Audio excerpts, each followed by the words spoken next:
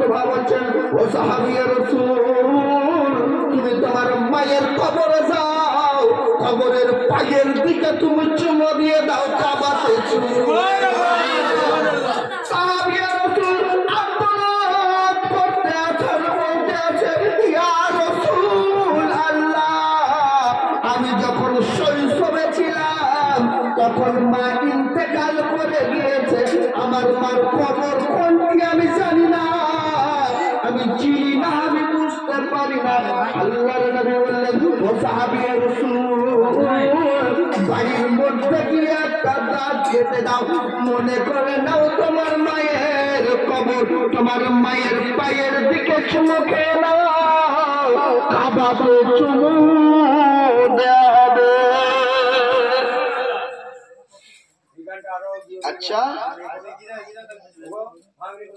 শীতের দিন বাড়ছে, একটু খাস দিন, একটু অল্প সময় দেওয়া হয়েছে আমাকে।